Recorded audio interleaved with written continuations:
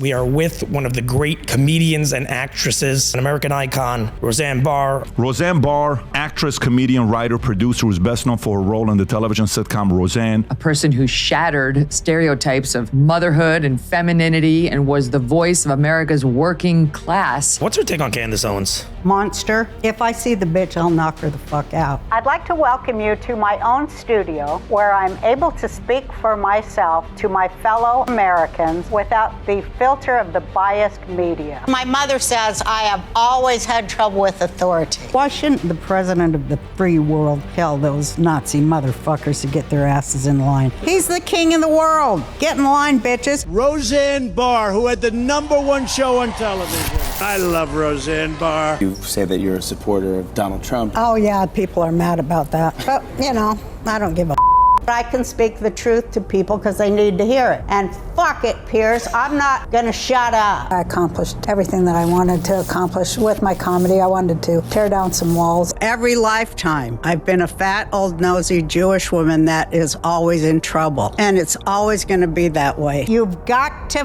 fix yourself. Leave people alone. Mind your own business and you'll do better. To these people, they say, you raised me and now my kids watch you. Well, that means something to me. It's been a difficult journey. You get knocked down a lot from the top, but your fans' support and love is what helps you hang on in the dark times. All right, everybody, welcome to another episode of Mislabeled. If you're watching this, if you can please like, subscribe, and comment, it would mean the world. We are working very hard, as you know. Today we are in Texas. We are with one of the great comedians and actresses of the last 40 years. No other way to say it than American icon, Roseanne Barr, Emmy Award winning and lead actress of the great sitcom Roseanne, stand-up comedian, podcast host as well, right? And you're still doing your thing. It doesn't seem like you've slowed down at all. I've slowed down a bit, but you know, that's by choice. But you're doing podcast runs. I see you all over the place. Yeah, I do a couple a week and I like it. It's fun. What do you like about it? I like talking to people and figuring them out, you know, because each person is like a Rubik's Cube. And I like getting in there and figuring it out. I totally hear that. People are complex. Yeah, they are. Yeah, very. I like to see what's going on in people. Beneath the surface. Yeah. Beneath the mask. Yeah. Everyone's got some sort of mask. That's Yeah. for sure. Yeah. There's a lot going on below the surface of everyone. Oh, yeah. It's deep. And I think part of it is trying to figure out, like, if it's always good intentions or bad. Yeah. Sometimes. Well, the thing I realize, it's always bad intentions. It's never good. I love that optimistic view. That's awesome. Yeah. My intentions are always good. And because I am a religious Jew, Mhm. and so I want to have good intentions. Because if I do anything from bad intent, it'll come right back to me, and I don't want that. I heard that. I want to get into that because I know that you're referring to some good stuff. We were talking outside before. Some very interesting wisdom you were sharing. I love it. I'm glad you have a lot of froom. What are we calling ourselves? Viewers? Yehoods. Oh, Yehoods. Yeah, it's wonderful. You're doing a good thing. Thank you. I appreciate that. I want to get just a little bit of background for the audience that's my age, which is a lot of people that maybe aren't familiar with a lot of young a people. lot of young people. That's where the podcast space is now. It's from the young people. Mm-hmm. You know, I'm trying to talk to young people myself, but you know, they're very ageist and sexist. And so, especially Jewish men, they don't want to hear a lot from an older Jewish woman, which I think they should. And I think that's the time we're in. So I keep offering in hopes that they'll evolve. first of all, you're on the perfect show to be able to do that. Right? That's why I'm happy to be here. Yeah, thank you. And thank you for welcoming us, I should say, into your home. Yeah. Which is very, very kind of you, really. So could you just give me quick background on as far as kind of basically the home you grew up in and how it kind of contributed to getting here? Yeah, I grew up in Orthodox Jewish household in Salt Lake City, Utah. So I say, God is so funny. He's so funny that he would have put me in an Orthodox Jewish family in Salt Lake City, Utah. And, I don't need to say anymore. Yeah. It was stranger in a strange land and the otherness always. And it made me really funny. When you say Orthodox, like we're talking, your parents like went to synagogue. Did you go to any Jewish day school? I went to Sunday school. Oh, you did? And my mom was my teacher. And so that was fabulous. And, we went to all the holidays. We went to Sephardic synagogue in downtown Salt Lake City. And blah, blah. Got it. Why do you think younger men in this generation don't want to listen to older women? What makes you like? Well, where's because that? they're smart, for one thing. They don't want to, they want to, I think they want to be able to discern what people are, what my generation or, the older people are saying and doing. And that makes no sense at all to anyone. So I don't blame them. They're smart to not be able to make any sense of it.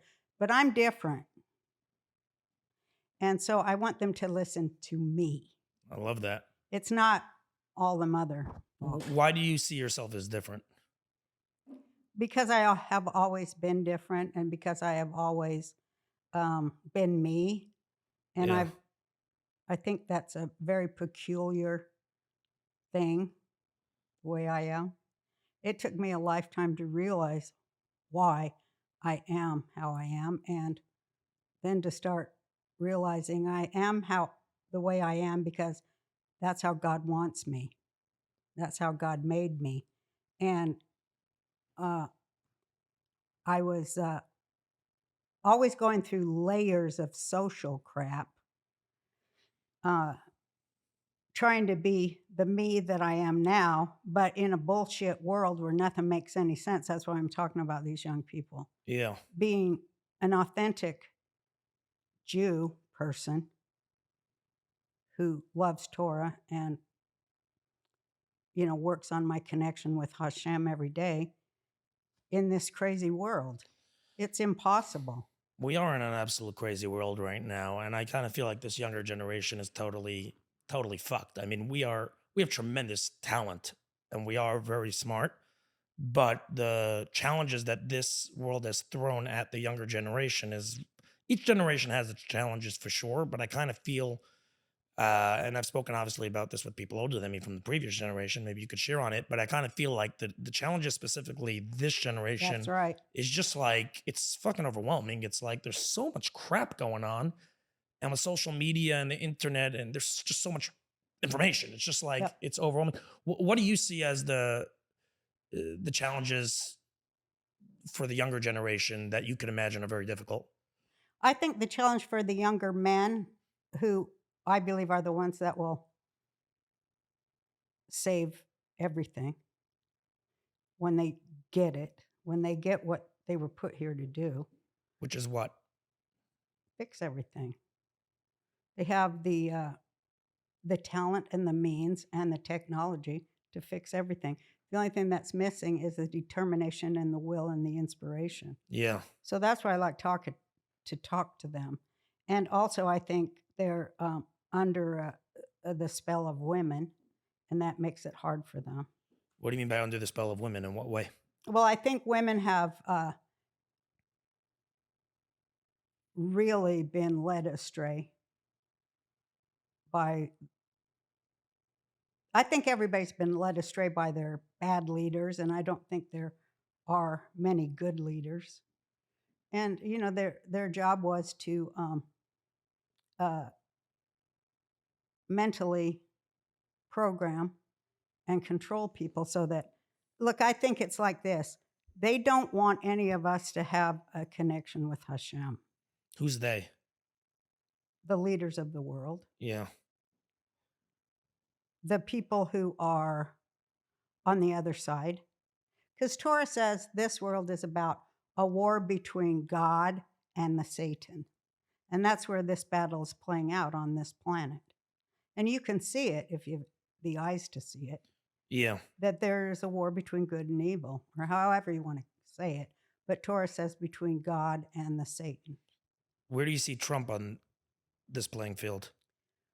Well, I think right now we're seeing the hand of God in everything. And if we don't know how to look for it, we don't see it. Yeah. But, I think that God chose Trump, and I think he pretty much controls him for the most part. I always advise Trump to get his balls bigger and stronger. I feel like he's doing a pretty good job with that. I think he is, but I want him to be even stronger. You want even more. And I tell him, you know, you're talking to a lot of Jews that are the wrong kind of Jew. You have a relationship with Trump? A little bit, yeah. But you're talking to a lot of Jews who are not the right kind of Jew. Yeah, he gets understandably very pissed off at the leftist Jews, the Chuck Schumers of the world. Oh, he should be. We all should be. Right? I excommunicated them all, you know, in my last prayer for the Address to Humanity on Purim. Or maybe it was the days before Yom. But I'm like, you guys aren't any kind of Jew I've ever, you're excommunicated. I loved when they excommunicated the Frankists, which Candace Owens knows nothing about but loves to yap about. Yeah, what's her take on Candace Owens? Monster. Monster. If I see the bitch, I'll knock her the fuck out. She loves peddling. She loves what? Peddling conspiratorial crap these days. She's an Islamist. You think she's an Islamist? Islamicist. Yeah, everything she says is straight out of it. Where do you think this came from? Because she obviously used to be, as recently as 5 years ago, for sure. She's getting paid by Jews, so she was doing that number. Meaning what? Well, I think Ben Shapiro said it to her straight. If you feel taking money from the Jews is against your God, then by all means quit. Yeah. And her answer to that was, are you saying I can't quote the Bible? Yeah. She's friggin' crazy. I think, like everybody I saw in the left, because, you know, I ran for president as a socialist in 2012, and so I seen right through it. Because God makes me see things. And I'm always like, why do I have to see this? Why am I seeing this when nobody else is? But he makes me see it. Everywhere I go with somebody, I'm like, what? Nobody else is seeing or saying this. But I think when she got fired for being, you know, a Jew hater, and she is a Jew hater on every level. And she's only a Zionist hater. She's not a Jew hater. No, she's a Jew hater. I'm being sarcastic, but yes. No, she's a Jew hater. Yeah. And from medieval times with her blood libel bullshit and all that stuff. But it obviously comes down to this. She's taking the Qatari money. Hello. There's nothing else. That's it. Did you see They're this all latest thing? taking Muslim Brotherhood money, and that's why they're saying shit about the Jews. Did you see this latest thing about how RFK is being blackmailed By who? By Israel? Did you see this? Oh, is that true? No, this is everybody's. the latest thing. Ian Carroll. Oh, he's a Nazi too. He's the next Nazi and the next rabid anti-Semite. And Candace, this happened 2 days ago, put out a whole thing on X, formerly known as Twitter. It'll always be formerly known as Twitter, Roseanne, by the way. Put out this whole thing about how RFK is being blackmailed by Israel. And to what? Stop vaccinations? Israel, the place that Bibi said, this will be the home for, Israel is going to be the home for all the proving and testing grounds for all big pharma. He said that. And so how is he blackmailing Bobby to go, okay, Bobby, we're going to give everybody forced vaccinations. So it's not about here vaccines. In Israel, but we're going to also blackmail you for trying to get rid of vaccines. Is that what she's saying? It's not about vaccines. What's it about? Well, so RFK said something about how anti-Semitism. He basically he was supporting Israel and the Jews and how anti-Semitism is not okay. He made a statement on it.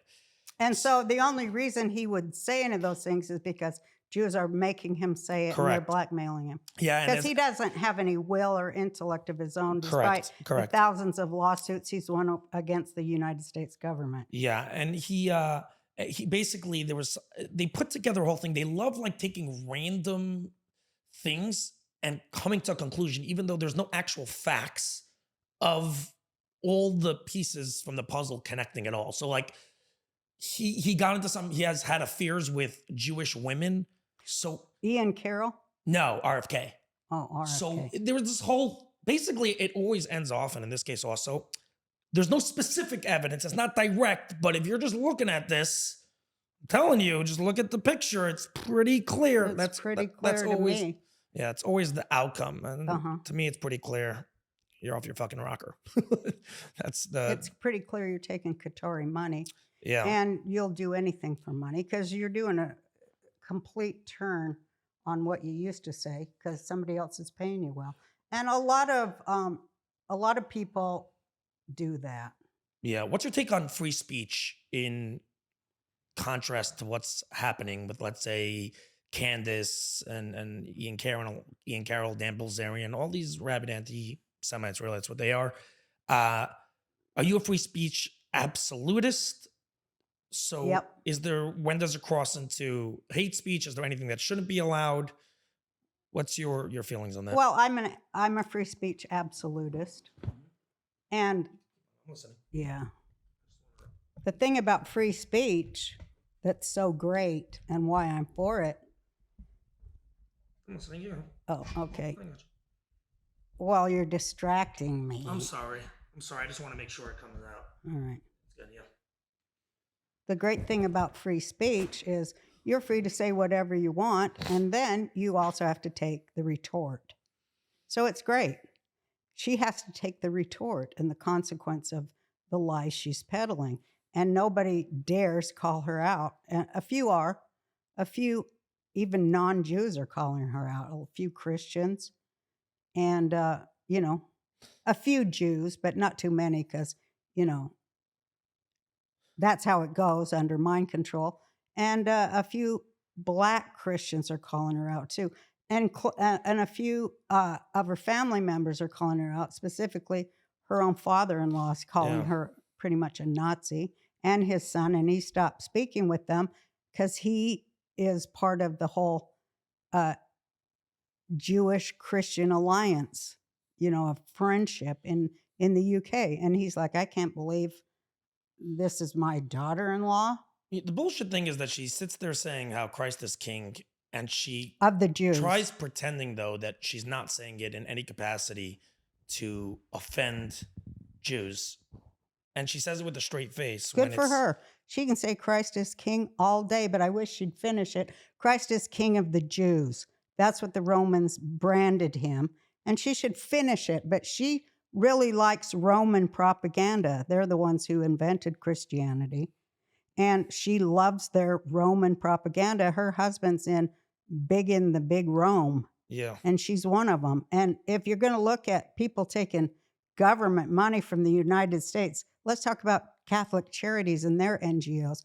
Let's talk about the UN and the Vatican trafficking children so she's bringing that up about Jews and their pedophiles. She said Israel was established to save pedophiles. What about the Vatican, bitch? What about your fucking people? Why don't you remove the beam in your eye instead of the sliver in mine, as Jesus, the King of the Jews, told you? Yeah, no. I got all worked up. I am so sick of these people who are Nazis. They're on the left and they're on the right. That's why it was called National Socialism. That's why Hitler and Stalin had a pact. They're just Jew haters on both sides of the coin. And, they equate Jews with money, and they like to rob Jews. And they do rob Jews. They rob us of our lives. They rob us of our homeland. They rob us of our history. They rob us of our Torah. And, they're just bad people. Anti-Semites are bad people. Yeah, that's 100% factually correct. As is anyone that hates any particular ethnicity, I would venture to say as well. But nobody hates like Jew haters. Yeah. I mean racists against black people in America, their racism is based on the fact that they think black people are less than they. Yeah. But anti-Semitism is based on fear and loathing of somebody who is, just by virtue of being alive, you fear, and anti-Semite fears, makes them look small. Yeah, no, at its root, it's honestly, it's a jealousy. It's a hate us because you ain't us. I actually 100% believe that, because if you're just, or it's a conspiracy concept of the Jews are controlling the world and therefore I should hate them because they don't really deserve the accomplishments and success that they have. Because if you're just looking at it from an outside perspective and you're not claiming there's a conspiratorial factor to it, Jews contribute a significant amount to the world compared for sure to proportionally to the, how many of us there are, right, percentage wise. And we really don't do anything aside from build up societies, make money, win Nobel Peace Prizes. We've won what, 20? We have a lot of horrible people. We do. Oh, I'm for sure. Until we count them out and go, you're excommunicated, it's going to fall on us. And that's why they use us. That's why they triangulate Jewish lives and parlay them into their personal power, as does every other leader of any ethnic minority. They turn their people in so they can get money. That's what the Jews do too. And we have to name it and we have to get rid of it. What do we do with the Chuck Schumers of the world? These people make us look fucking horrific. I mean, they are the Adam Schiffs. These people are... I'm telling you, they're the worst. They make us look bad. They're nothing but criminals. But, there's a lot of criminals on earth who aren't Jewish.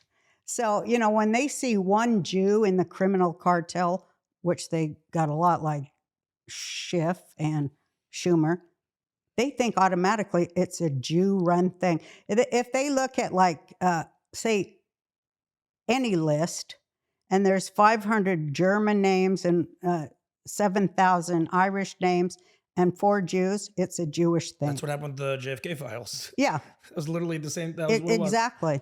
Yeah. Israel killed JFK because, one of the guys was Jack Ruby. So that was a Jew. You saw Trump release the files and it said Israel in it, whatever, 5-6 times. It said Russia 400 times or whatever. And within a few hours, Candace literally wrote, as a good example, she was like, found the Jew. I told you I was right. That's right. Find the Jew and, find the Jew. In regards to free speech, you're on X. And I love free speech X and I love the retort. And it is up to people to ratio, and they're doing it. I love it because when you see some idiot saying an idiotic thing for whatever reason, and then the retort comes in the comments, it's fantastic. People are smarter than anybody thinks they are, and I love the retorts. Yeah. The retort is king, and that's free speech too. When you manipulate people for free, you have free speech to say, like we say, oh, the gypsies cause all the problem. Yeah, you have the right to say that, and then you have the effect of all the gypsies coming at you and calling you names. Yeah. That's part of free speech too, because they also have free speech. Yeah, no, for sure.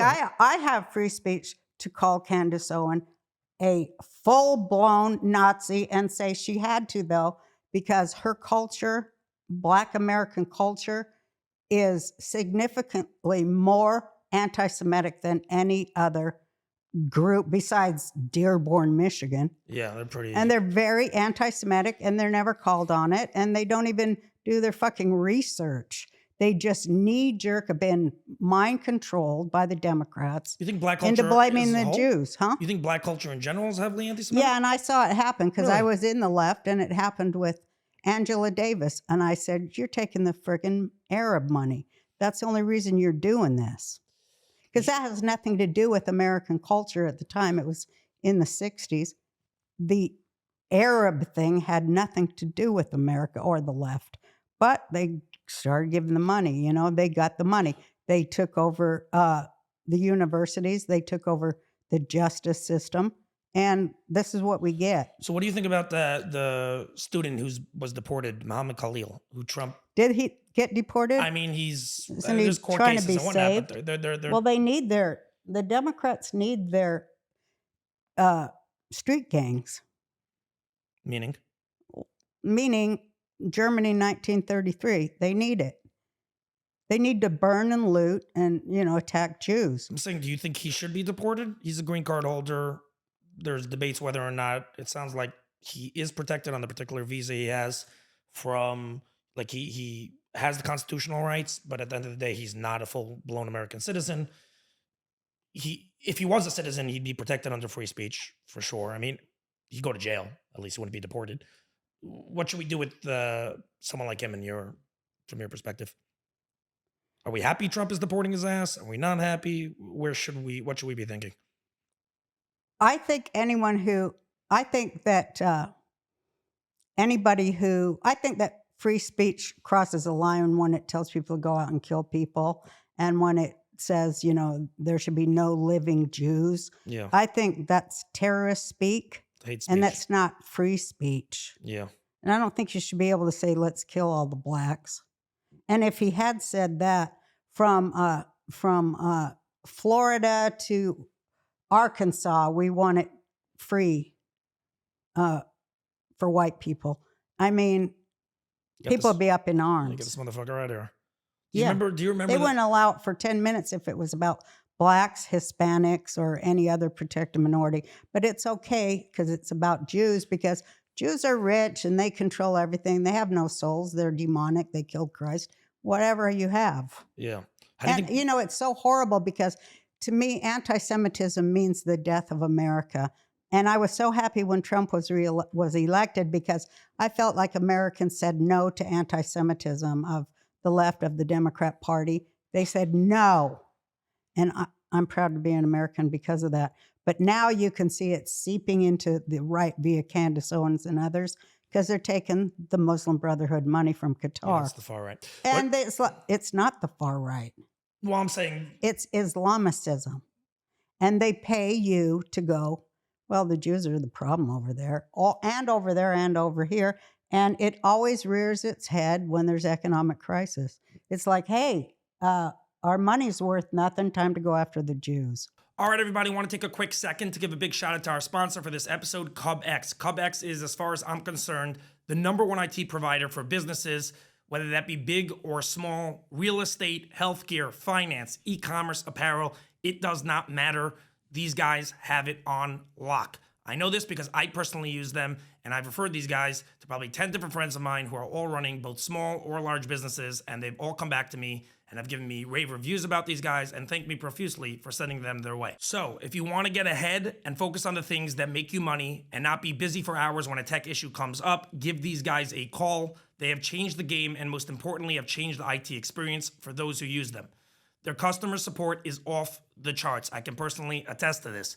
One ring, they pick up, and you're dealing with an experienced tech who knows what's up. Feel free to test it. If you're starting a new company or are unhappy with your current IT provider and are looking for the best product out there, take it from me. This is a no-brainer choice. Give these guys a call. You can reach them at 732-444-8771 and choose sales when following the prompts. Or you can reach out via email at hello@cubx.com. That's HELLO@CUBX.com. You can also check them out at cubx.com. That's CUBX.com. Now back to our episode. How do you think Trump's been first 100 days? Genius. I've never seen anything like it. Amazing, no? I can't wait for his next 100 days. It's going to be awesome. He's been moving lightning speed. He's doing what other presidents kicked down the road for 40 years. Why does everyone hate the guy so much? He seems to be just implementing what... Because he likes Jews. That's the reason you think? Yeah. And he likes Israel. And he believes in, equality of all people. And he's not an Islamist. Could there be another reason? If we took away that reason. Yeah, there is another reason. Everyone who hates him went to Epstein's island. Oh, really? We're Yeah, and now we're really throwing they're out all the, like, oh hell, I hope I got to do everything. one second, but not half. There's half of I America. have doesn't to like- get this man silenced because he's going to release that list, and I'm on it. So Well, I'm he's talking got about to what are go the to Americans? prison. But Huh? now let's just say that's a few hundred, maybe 1,000 people. That's Hollywood Right, that's Hollywood. Okay, fine. and the fair. government. But what about the average American, the 30% who just hate his guts, the liberals, right, who just can't stand the guy? I think it's 10%. Oh, come on, In fact, 40, some we have people say 40% of it's- this country vote for fucking Kamala Harris. She's a, I put a squirrel right I'll next to her. tell you That's what exactly voted for. why. Because they all the people who vote for Democrats have government jobs. Or you're saying are on welfare of some sorts. You're saying are benefiting. They have government jobs for the most part, or they're getting paid to vote Democrat. That's why they brought all these Democrat voters in, ISIS and all them, and they're paying them to vote Democrat because they can't win an election any other way. Elon is all over that right now. Mhm. Is he not a godsend? He is a godsend. Could we have asked for a better team than Trump and Elon? No, That's- and RFK. Yeah, no, the whole administration is great, obviously, but Elon. It's like the Avengers. Yeah, it's great. It's fucking awesome. Elon, though, is. Could you explain? You're obviously, goes without saying, extremely successful. Yeah, I know you'll be like, not at all. Okay, fine. You just won Emmys and had one of the most famous shows of all time. But okay, No, fine. I know that's true, but Okay, good. Oh, Fine. So now that we yeah. put that to the side, now, uh-huh. Elon Musk Yeah. runs 4 separate multi-billion-dollar companies. Can you believe that? He also runs Doge and is literally revamping the entire government as we speak with his 4 multi-billion-dollar companies. And he's making babies with Ashley St. Clair. And he also is on Twitter and responding within 10 minutes to every single tweet. I actually don't fucking understand it. Does he have like clones of himself? Like maybe he has some sort of AI thing that he just has made more of himself? Like how does someone do that? Well, he employs autistic people, and they are the hardest workers and most genius people that can, put together all kinds of systems in 2 minutes. He has all autists working for him. I'm on this spectrum. And we're just smarter than everybody. And I've been saying it for years, all autistic people in the government means it'll be peace on earth, wonderful, and everybody will, mind their own damn business. Yeah. We owe every bit of this to autists.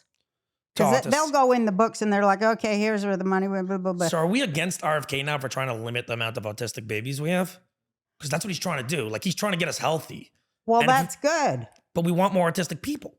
Well, I think they're going to come whether, we vaccinate people or not.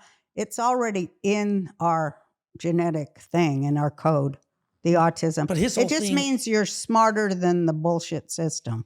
Yeah. And you can see connections that they don't want you to see. It means incredibly focused. Yeah. Really zoned in. And something else is missing, like my son has it too, my younger son.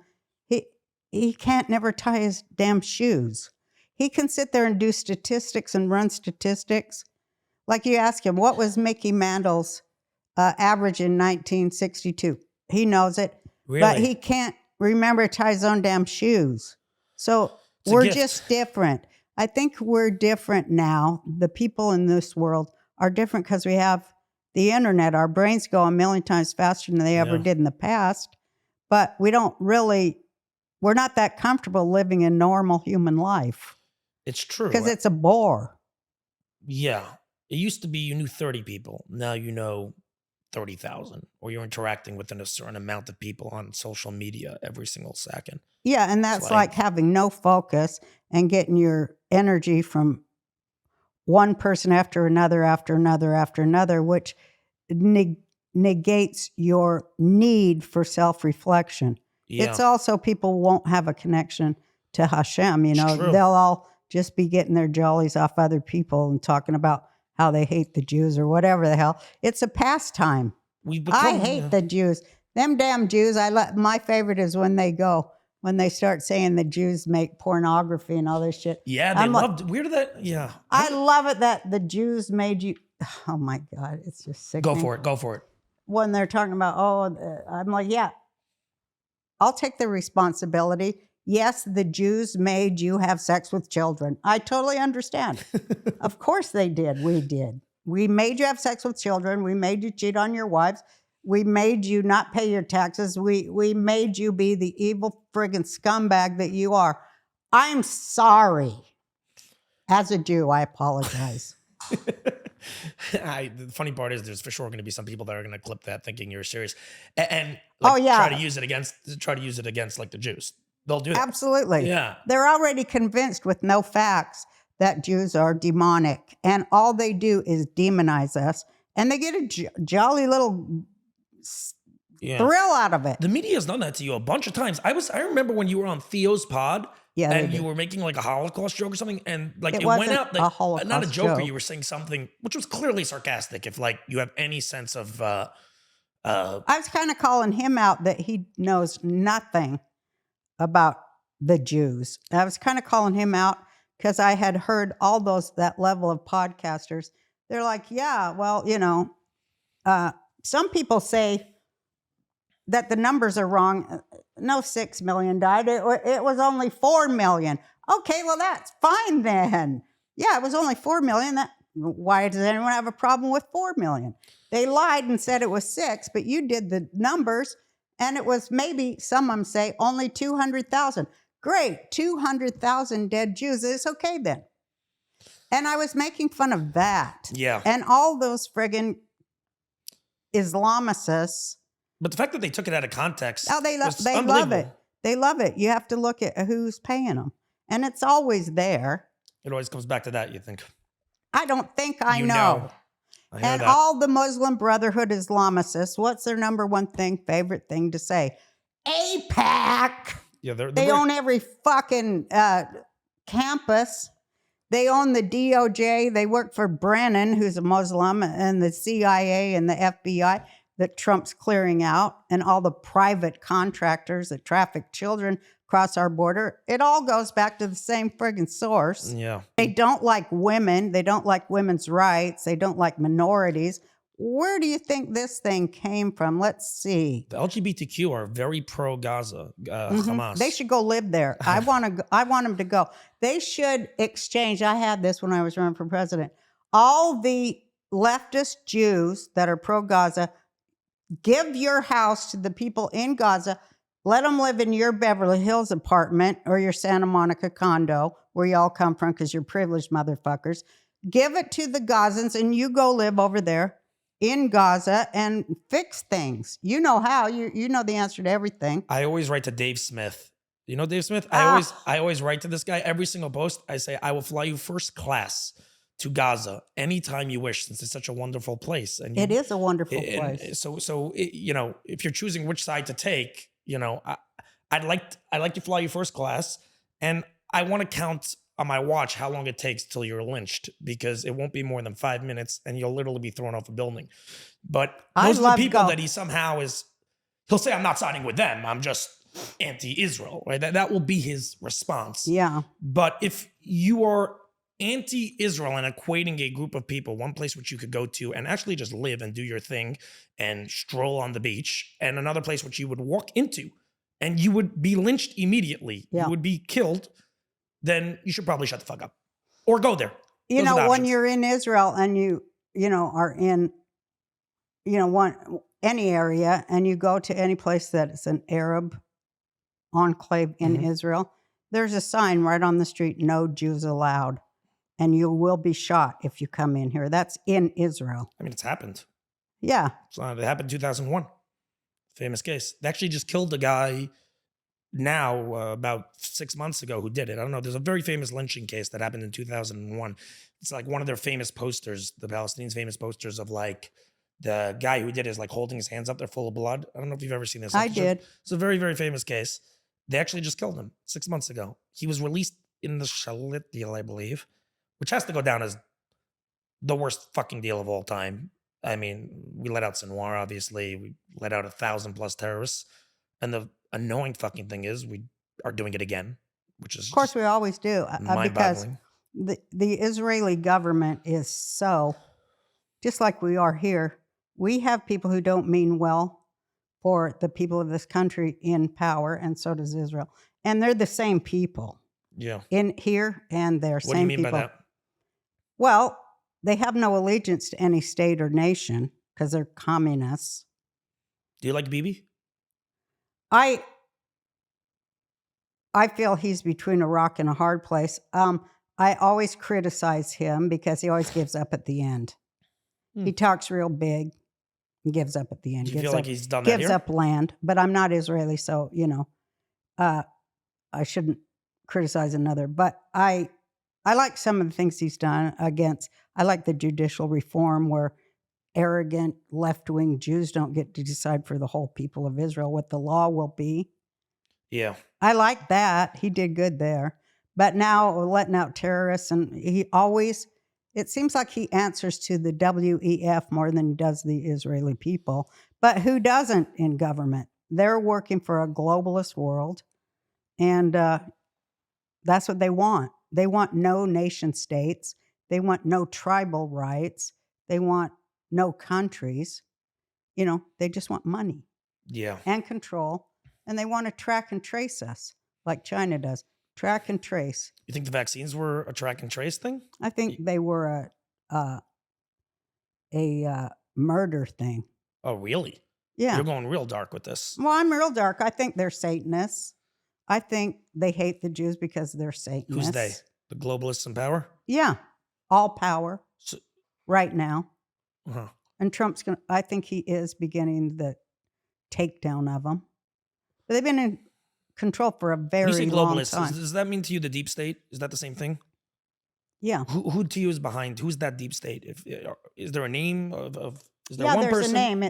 It's the central bank of all central banks, and it's called the Bank of International Settlements, and it's in Basel, Switzerland, and they own every dime on earth, and they have every penny they've ever made, and they pay both sides of every fight, every war. They're arms dealers, they're child traffickers, they're organ trafficking, and they just launder the money they steal from largely the American taxpayer working class. What do you say to the people that would respond that's conspiratorial, etc.? I laugh because I'm like, okay, the richest people in the world are not getting together and put their wagons in a circle. Okay, the richest, most powerful people in the world don't all know each other and go to Davos and plan the world, bread baskets of the world to take over, to make their NGOs and their companies like BlackRock. They do nothing to help each other scrub each other's backs. They don't. Okay, It's interesting. It couldn't possibly be that all the billionaires in the world are working for the very same thing. Okay, it's interesting because but the Jews. Yeah, it's actually fascinating because whenever this conversation comes up, I always tell people, if you think about any company. And Switzerland was founded in 1291 by the Templars with the looted Jewish wealth they stole. So is that a conspiracy theory? It's actually a historic fact. So I'll tell you honestly, I don't know I love when enough. they say historic fact, particularly Jewish history. That all comes down to, that was nothing but a conspiracy theory that the Jews lived there 3,000 years ago. This is nothing to do with the Jews today. The Jews today are not the same Jews 3,000 years ago. Yeah, you're right. And you know what? Neither are the Christians today the same Christians that lived 2,000 years ago. It's the same bloodline. And neither are the Irish the same Irish that were alive 500 years ago. And neither are blacks of today the same blacks that were alive 6,000 years ago. Let me ask you this. Are you friends with Joe? Such double standards. Yeah. And the thing that I think God and Torah wants us to say is, God don't like double standards. And if you have them, there's something wrong with you and you need to fix it. You should not have double standards that are for everybody but the Jews. And if you do, there's something wrong with you. Yeah. Fix it. Do you like Joe Rogan? Are you friends with him? I'm friends with him. Yeah, I think he's an incredibly important person and broadcaster, of course. Are you okay? I mean, he's a guy. What was that? He's a guy. Yeah, no, I'm with you. I get that. There's probably a few people that. I mean, he's not an a bitter old Jewish grandmother like me. So, you know. Do you have a problem with the fact that he's been having on a lot of, you know, really big time anti-Semites? I do. You do have a problem with that? I do have a problem with that. And I have a problem with everybody who's doing that. Have you called him? Have confronted them all. Yes, very much. And what has he said? Well, you know, free speech and, some people, I go, yeah, I know. I get it. It's all, you got to get your numbers up. And what does he say to that? Well, I didn't say that to him, but I get it. They want their numbers up because that affects their advertising, how much money they're going to make. And, Nazis will go anywhere to hear anybody blame the Jews. And they love it. They can't get enough of it. So you're going to get a lot of... But having someone on... You're going to have a lot of supporters of Nazism. When you do that, your numbers is going to go up. But me, when I talk about Judaism and I look at my comments, they're like, when are you going to get over this Jew stuff? Then my numbers go down. And I'm like, this is so great that I would end up with no followers at all because I talk about God and anti-Semitism and Judaism. That's my new goal. Where did this passion come from to defend your Jewishness? There's a lot of people that would not be doing that in your position. Well, because they don't know what it is. So what is They it? think it's eating a bagel and talking about... With lox and cream cheese. Well, some of them don't eat fish. Oh, fair enough. But what is it to you? What is what to me? You're saying because they don't know what Judaism is. No, they have no idea. So could you share what that is? It's life. Judaism is life itself. Torah is life itself. And I live in Torah and for Torah, and that's it. How does that present itself on a day-to-day for you? What do you mean? Meaning, how does that impact your life on a day-to-day? Is it praying every day? Is it learning every day? Doing all that, that you do. Praying, writing, talking, learning, talking to other students, trying to hear something new and trying to hear it said better and wondering why more aren't interested. And sometimes I said, it feels like I'm Crazy Horse, the guy that was writing the end of the Sioux. Sometimes I feel like I'm the Jewish Crazy Horse. I'm narrating the end of my tribe. Yeah. But I feel like these young guys, since October 7th, where everything changed forever, I think it was an awakening, and people are like, something else is going on. Something else drawing me in. I think it's the intelligence of God is really calling to us, and he's affecting us. And I love seeing it, and it's evident to me everywhere. What do you think us as Jews should take away? From October 7th? What should we take away from October 7th? Well, there's so much. There is, but give me a couple of things that maybe you took away or that you think everyone could relate to. I think the scales fell from our eyes. And we went, oh my God, it's us or them. And I think that's great. Because for so long we had Stockholm syndrome and a hopeful, I call it the fucking audacity of hope, which Obama brought.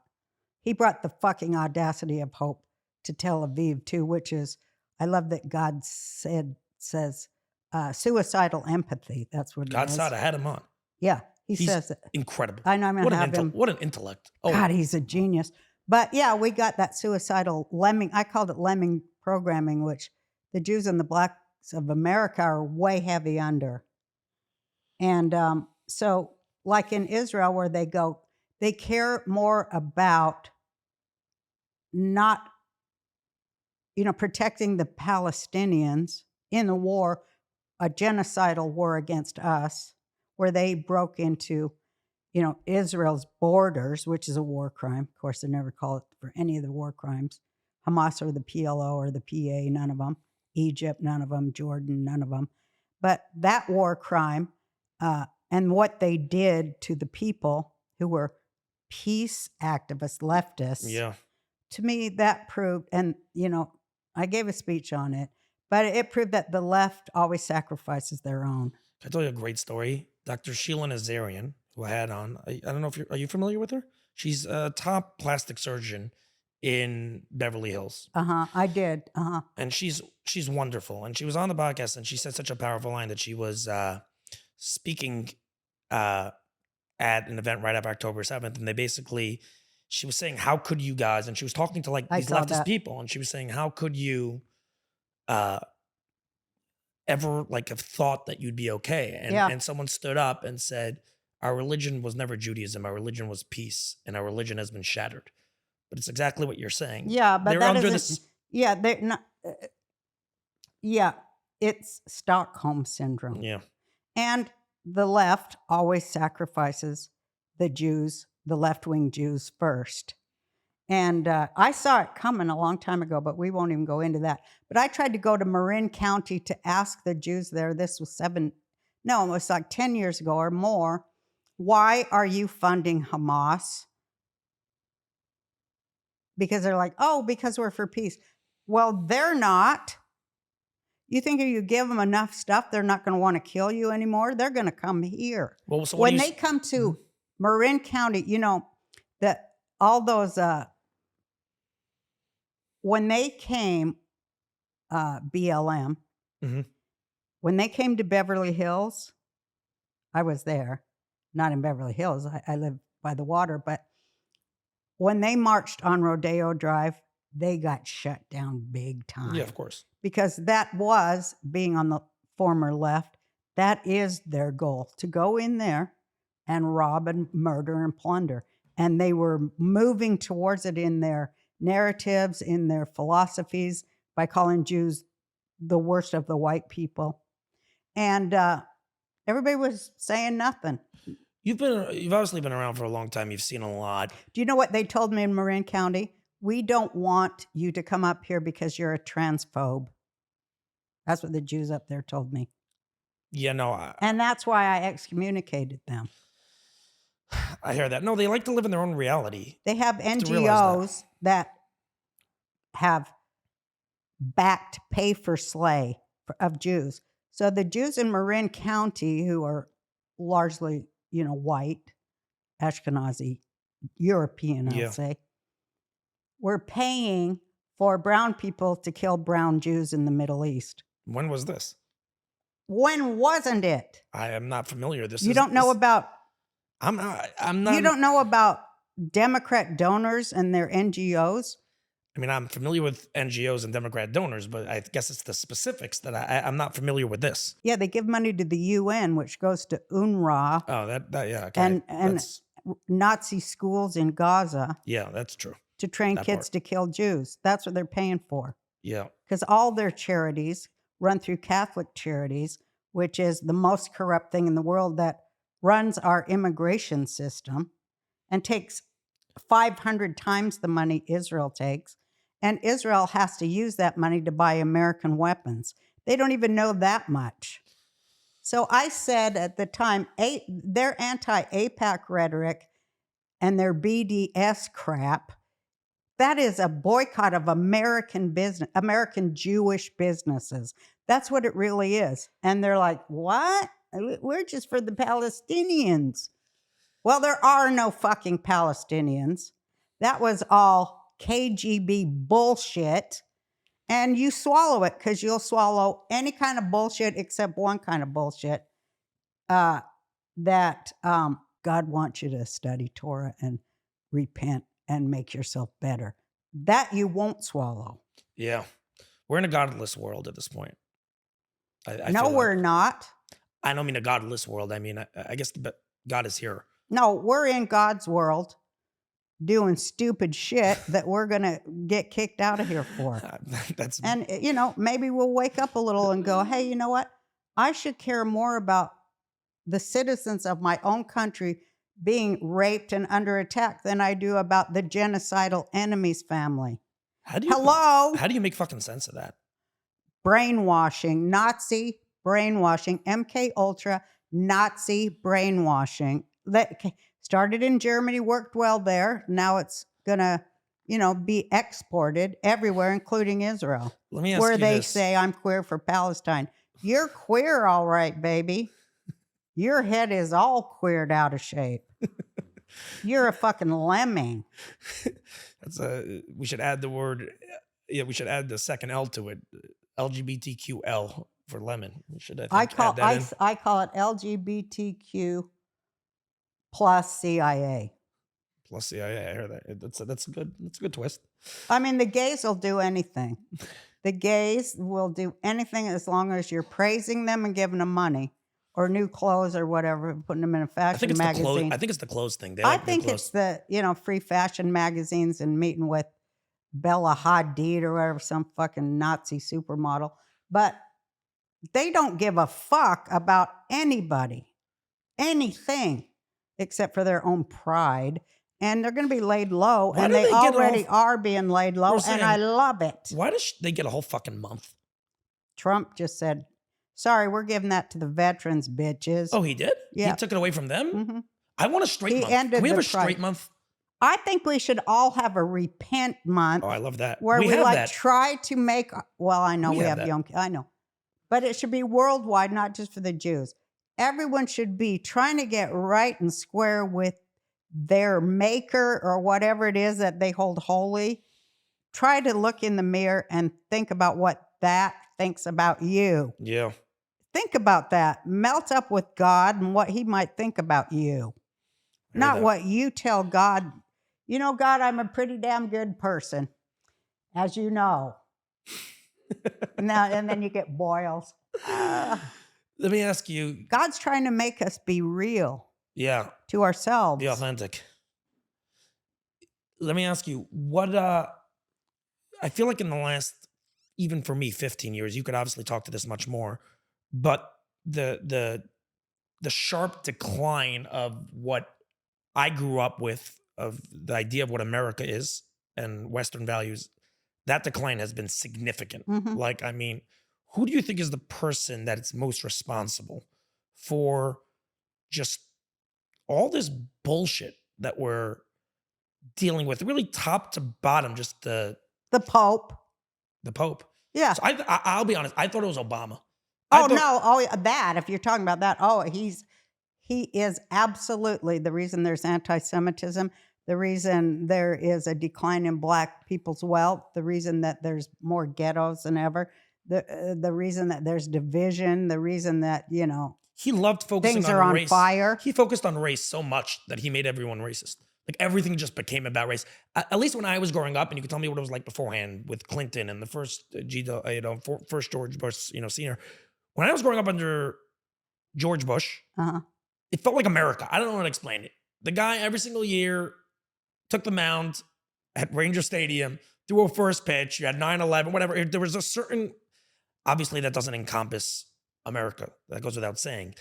But there was just that was right after 9/11, and we were all like, what has happened? And he represented some kind of we were coming together to throw a baseball, and we needed it at the time. I'm just saying, we weren't dealing with like fucking LGBTQ and people cutting off their penises and all sorts of shit that just we've gone what seems insane. And we're up is down, right is left. Yeah, well, everything Obama he was put there to do that. Who? Obama. He was selected by the Muslim Brotherhood. Oh, we're bad. The Muslim Brotherhood. I got to look at the Muslim Brotherhood. And I am not Valerie familiar with these Jarrett people. is a Muslim Brotherhood Who's that? operative. Valerie Jarrett that I referenced. And the Muslim Brotherhood visited the White House under Obama more than any other Is this going to be able to get onto YouTube, by the way, or we're way past Probably that point? not. No, right? I didn't think it would be able to. I thought like 40 minutes ago already toast on that. All right. Fuck it can't get on YouTube. Or we could... they don't let you on YouTube? No, they like me. I talk like this on YouTube. They demonetized me. Oh, fuck that. Who cares? Okay. Well, better to have a voice. Well, what do you want to talk about if you're worried about YouTube? No, this is great. This is awesome. I'm having a great time. I wanted to hear, though, more about... I know you learn a lot of Torah. And I wanted to speak to the audience about that. You can study. I've been studying it. I'm 72, probably 68 years. Really? And so my family did, Yeah. But I've always loved it. And as much as I've read and studied, I don't know anything. Oh, really? Every day you learn more. You talk to another Jew from another place, and you're like, this is a whole other Judaism I never even heard of. Yeah. Like my grandmother's Judaism is from Lithuania. Of course. That's where my grandparents I have never, beside my grandmother and my family, seen that Judaism anywhere. And I know a lot of Jews, been to a lot of Shabbat dinners. Nobody What's that? but my what's grandma. That? What Judaism would you say, how would you explain her Judaism that you It's kind of, I mean, in America now I see, well, it's kind of country backwoods, like Shlag Kaporit, where you swing the chicken. Yeah, we do that in my world. Oh, you do? Oh, sure. Yeah, no, this is because I think that's my type of Judaism potentially. So you might be being the second person, but that's a Lithuanian, Poland, prior, like 1920s, prior to World War II. My great grandparents. Tzedakah boxes and oh yeah, we do that. Sure. You know all that, and then when we opened Bubby's oven when she got sick, there was like 500 burnt balls of challah balls in there. What was that for? Well, every time you make a challah, oh, fresh challah she was doing. Yeah, you got to take a piece off and throw it in the back so it burns. You've never met anyone else outside of your grandmother? Sounds like she's Orthodox, like straight, like right-wing Orthodox. Yeah, she was, and a Republican. But because most Orthodox people, and this is where Trump, I was mentioning this to you outside before, he, especially when he hadn't, when he lost, the election was stolen, whatever the fuck you want to call it, but when he wasn't president in 2020, and whatever, he put out tweets basically destroying the Jewish people that weren't backing him after all he did for Israel in his first term. I loved it. And I wrote on Twitter, I said, the sad part is he is 100% right. He's absolutely right. Yeah. In Torah, it tells us that we have an internal enemy that works. And God told Moses, don't take out the mixed multitude. And Moses has a fight with God, and God ends up going, okay, have it your way. You'll FAFO. Yeah. And he did find out. They made the golden calf. They attacked the children, the old people, the weak plank as we exited. And they were the crooked spies, and they're called the Erev Rav because they were intermarried with Pharaoh, and they did Babylonian type black magic. Yeah. So and Torah tells us that is our enemy, and we have to sift that out of, first of all, our consciousness. The consciousness of slavery needs to go.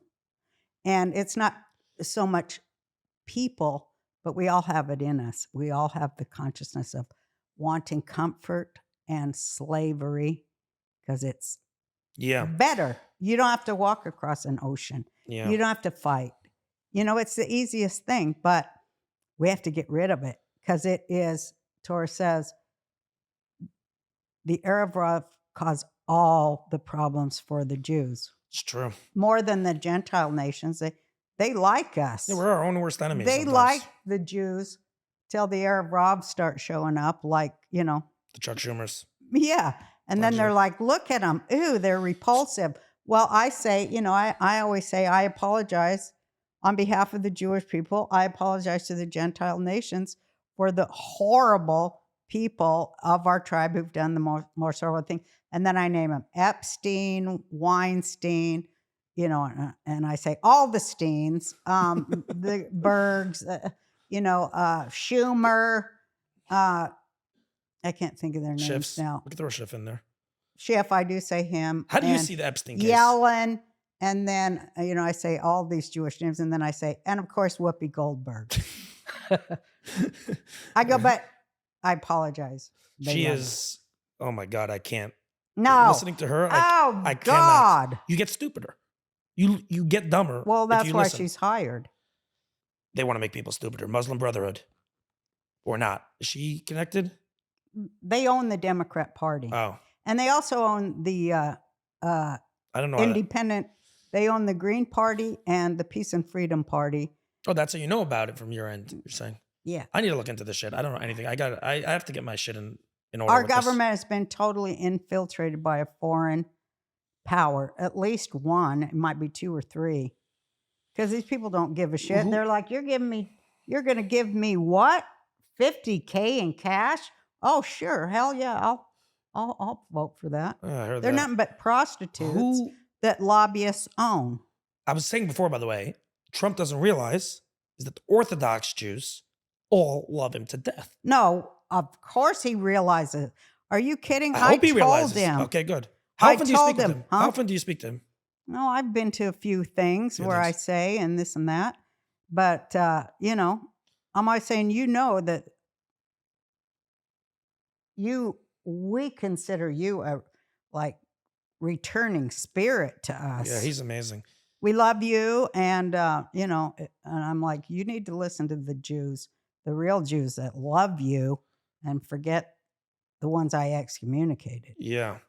So I guess, you know, It's true. yeah, no, I want I'm old enough to say these things. I remember when my grandma was 72 and she used to sit there and tell everyone what she thought about all the Jews. And they had to listen because she would have the Pesach and everyone would come to her Pesach. Is this that Rosh Hashanah grandmother? The grandmother that Yeah, had, so where was she was from, when did she immigrate? when she was 15. And she was like hardcore, like for Pesach, which is coming up, obviously. She would clean the whole house and all that. Oh my God. Well, I would clean. I was She the drove oldest. you fucking crazy. No, probably. I was the oldest daughter and granddaughter. So who do you think did all the cleaning and the baking? I mean, she was old, but I helped her. She was so funny. She never wanted me to know how she made anything because she was so, I don't know what, she was just so Jew. She'd be like, I go, what do you do? So you put in this, she didn't measure nothing. It was all of the fingers. And Yeah. so I was trying to go, I want to make that kugel when I grow up. You'd think she'd pass it to her granddaughter, but no, she didn't want it to live beyond her. And it was so good. And so then she'd go, oh my God, go get me this. And while I would go get the spoon or whatever she wanted, she put in a bunch of stuff I couldn't see. And she That's wouldn't let us unbelievable. know. My sister and me were always mad. And she made the best salads when we were kids and the best spaghetti. We couldn't wait to go over there and have her spaghetti. Where and does she live Her again? salad in Salt Lake. And then Wow, she was in Salt one Lake. time we saw how she made it. I remember my sister was a way better spy than me. And she goes, God, do you know how she's making ketchup? She recorded the whole. She knew how. No, my sister would watch her because we knew she was cheating at gin. We had to sit and play gin with her all the time at her oilcloth covered kitchen table. And my sister goes, she's cheating. I go, she wouldn't cheat. She's Froome. No, she's cheating. And we would say, and my sister goes, when the doorbell rings and she makes you go get it, she changes the cards. Oh, that's great. So anyways, when my sister goes, you know how she does her spaghetti? I'm like, what? She cooks the noodles and then she puts a whole bottle of Heinz ketchup on it. She just pour Heinz ketchup out. Yeah. And then sit there the and look. salad was torn up lettuce and tomatoes with like half a cup of Hellman's mayo. And we loved You're it. saying it wasn't that complex? Yeah, you were eating mayonnaise and ketchup. That's what you were having. You had salad with your mayonnaise and I almost died pasta when I with saw your that ketchup. stuff. But it was so good when we were little. yeah, because mayonnaise tastes delicious. You I also know. gain a ton of weight. It's just like a We were all bajillion. fat. She weighed 300. Because every time you went to her, you had a bottle of mayo. I know, it was That's so great. kind of what happens. It's It bad was for so you. great. I'm sure. I believe you. And her bagels, they were like this big. And she'd go, I don't know why I can't lose any weight. All I have in the morning is a little bit bread. And then you look, she like half a challah for breakfast. That's amazing. You were close with her? Yeah. Wow. She taught me a lot about Torah when I was little. Oh, really? She loved Torah. Oh my God. She was the head of Talmud Torah at our synagogue for Simchat Torah. She's the one that passed out all the Hershey's bars to the kids. Oh. I have it in my book. And she was so great because you didn't just get a Hershey's kiss. You got a gigantic Hershey's bar, every kid. She Because was she the wanted- ultimate grandma. No, she said, I want everybody should know, I'm doing a horrible accent. I want everybody should know the Torah is sweet. Torah study, sweet. So I have in my act that I go, I became addicted to chocolate, Yeah. you know. It worked. I think that was part of my Jewish, what do you call it? Persecution complex. Something to do with diabetes and Torah. Yeah. How often do you learn? Every day, all day. I love I it. love nothing more. Every day. But you like Kabbalah, right? You were telling me? I like Zohar. Zohar. Yeah, I like Torah. I like Zohar because it's an explanation of Torah. And I like all the stuff. I like other people's opinions and the way they understand and perceive it. Some of them are like, wow, that's whack. But wow, what a good point. Because everybody's a little good and a little bad. But you can put so much together to go like, I'm gaining strength and a bigger connection to the maker, Yeah. the source. It's a great feeling. I always say, being Jewish, I always say this to Gentiles, is so fun. If you guys even knew how fun it was to be Jewish, you would not even believe it. Nobody talks about how fun it is, but it is the most fun thing in the world. It's more fun than almost anything. Yeah, I love Shabbat. I'm a big Shabbat person. I just made a dope meal, by the way, Roseanne. You'd be really proud of me. What did you make? Teriyaki salmon. Started off on. Wicked. Start there. How did you cook it? 400. Oh, in the oven? Yeah. Not wrapped in foil? No, never Just wrap in foil. plain on a... Leave it open. Glass Okay. tray. Teriyaki inside. Not too much teriyaki. Teriyaki sauce on the... Not too much. It's simple. It's not complex. Okay. The timing and temperature, though, is very important. And very. 18 to 20 minutes. You got to be careful. At what 400. degrees? That's the rule. Is it a little moist in the middle? It was butter. I'm not just saying this, by the way. I had a married couple over for me this past Shabbat and a bunch of other people as well. And she was not lying to me, and she told me that and my chicken soup. I made the chicken soup. Get yourself a man who could cook, guys. Just that one. All right? It's true. It's 100% true. But I'm not saying I'm going to be doing that when I'm married, but I can step in if I'm needed. That's really what it comes down to. If I'm needed, like I was this Shabbat, I will step in. But chicken soup, and this married woman told me it was arguably the best chicken soup she ever tasted. It was so fucking fire. I'm telling you. Oh, and then I did a roast. Did you put bones in it, or how did you do it? Of course. Absolutely. Okay. Yeah. Good. You got it. But again, there's a lot of the chicken soup. It's a touch. It's a touch. It is. Yeah, it's a touch. You have to take it. My grandma's, when she put it in the fridge and we come to heat it up, it was 3 inches of the oil. schmaltz. Yeah, on top the oil. But it was of course, it was good. we'd take it off and put it on the challah and salt. You realize, by the way, your entire childhood diet was ketchup, oil, and mayonnaise, right? And schmaltz, chicken schmaltz. fat. Yeah, I'm saying chicken right. fat Well, on it turns into that's the oil from the chicken, the fat. But that's what you basically survived on. I'm just saying. I don't know if you processed that. There was yet. some lettuce in there. Some lettuce. Okay, they threw in some lettuce to make you feel good, to trick themselves into believing they were giving you super healthy food, maybe. No jokes. But and then I did a roast, French roast with mushrooms, What onions. do you mean French? It's called a French roast. It's a cut. I never heard of that. It's a cut. Yeah. Well, God willing, you'll come to me for a Shabbat meal one time, and I'll make a fire meal. Okay. And we'll get the whole community to join. How about that? I'd love it. Yeah, it would be incredible. People will flock in. So that was that. Oh, and then we did deli roll. I don't know if you're familiar. Potato kugel. It's a deli roll. Where you a deli roll is basically not paste. I don't know what the right word is. It's like you know what kreplach is like. Yeah.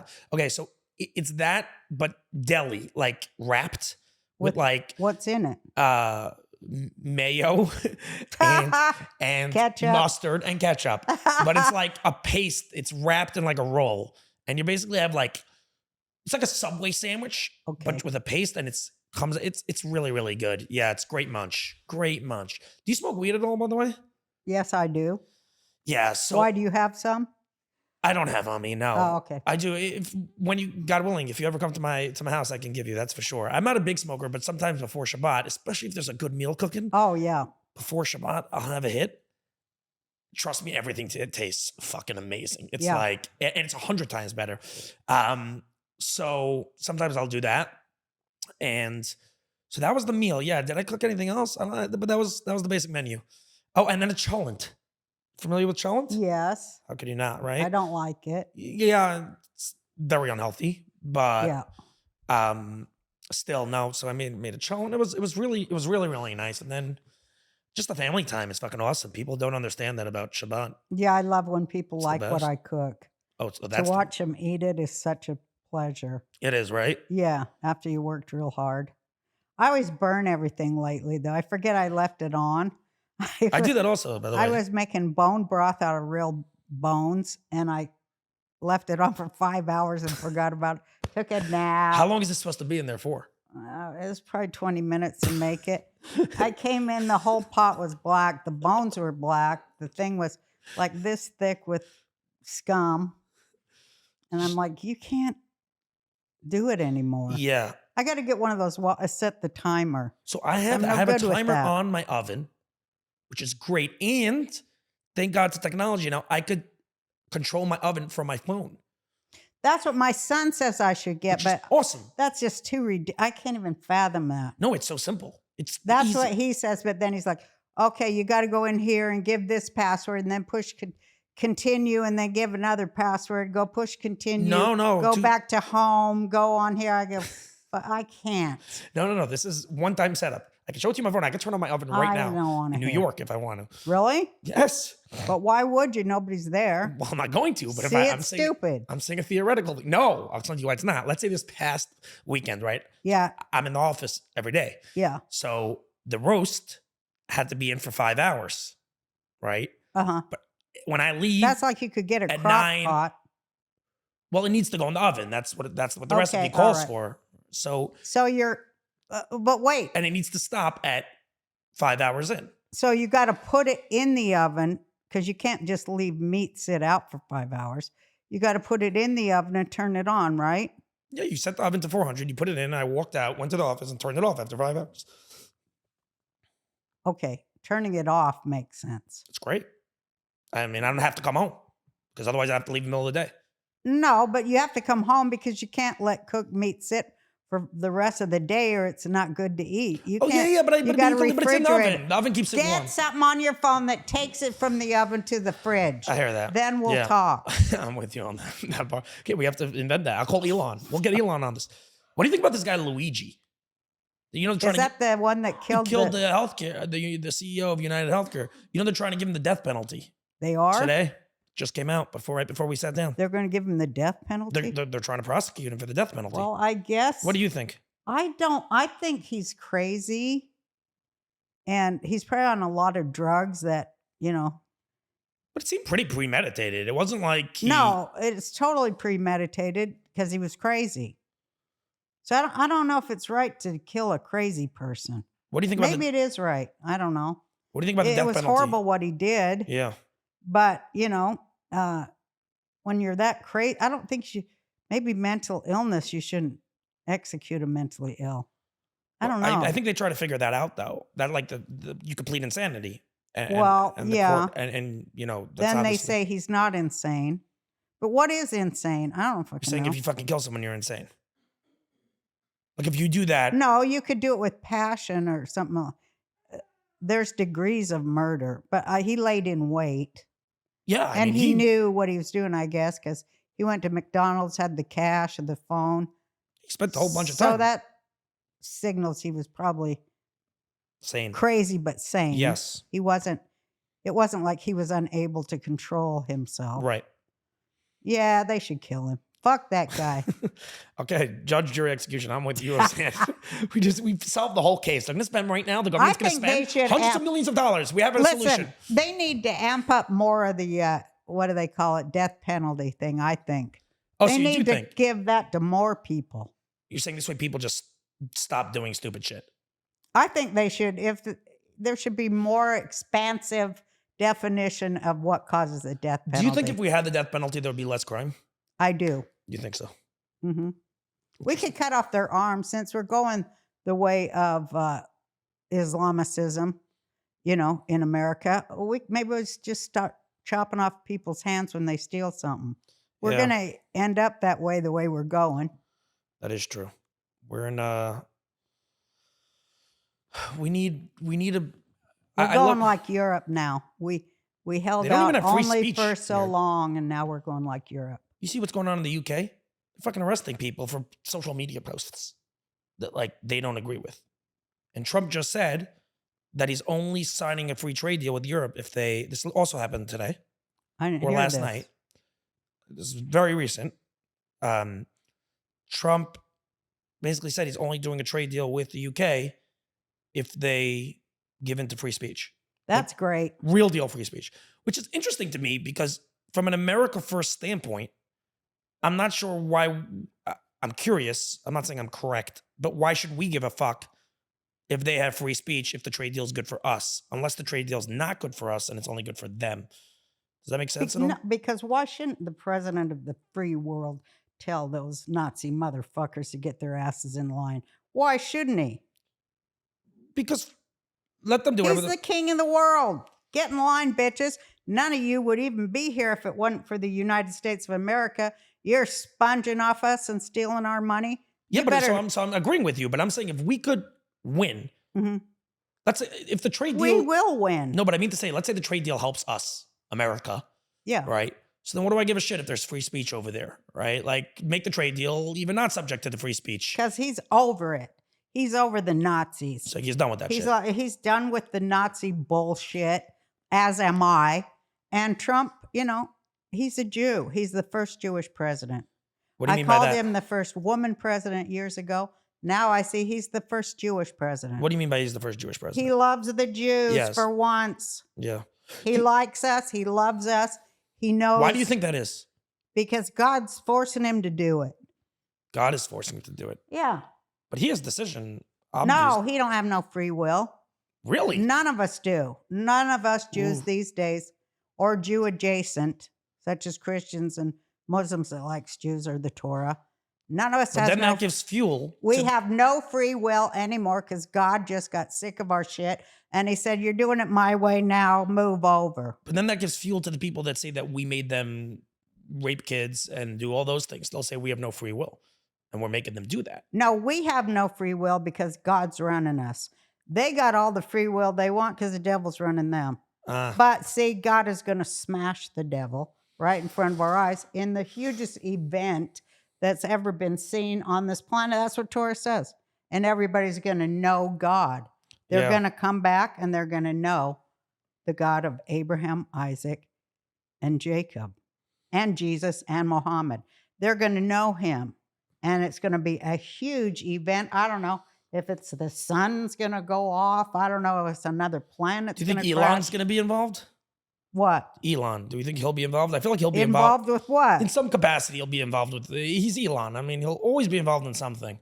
I don't know, maybe bringing. Who knows? I mean, I'm being facetious, obviously, but I'm saying. I just pray God really keeps Elon in line. Hashem, I'm asking Hashem, keep Elon in line. He's had a horrible childhood, so he is. Susceptible to satanic reality because he was raised that way. So I'm going to ask Hashem, keep your eye, please, on Elon. What are you scared about with him? Huh? What are you scared about with Elon? He's had some bad programming and abuse as a child. And those people are very susceptible to the bad side, especially on Tuesday nights. Did you know that? Tonight's Tuesday. Tuesday nights? Jeez. Why that night? Because that's what Zohar says. Oh, Zohar. Tuesday night is the weakest night for the soul. Interesting. Because you're far away from Shabbat. So the blessing of Shabbat goes low on Tuesday because you're like, I got 4 days to Shabbat, so I'm going to really fuck up tonight. Got it. Maybe that's why Tuesday night. It's the weakest night. I was wondering. I'm realizing a pattern in my life. Every Tuesday night for the last 4 years, Roseanne. I'm telling you. Disaster. But here's the good news. Wednesday is a good day because you're like, hey, it's only, 3 days to Shabbat? I better get my shit together. Then Thursday is like, I'm standing in the air of coming Shabbat, I'm really going to get it together. Friday is like, it's getting to be Shabbat. I really got to repent and get right. And then it's Shabbat. And then Sunday is like, oh, I still have the blessed afterglow.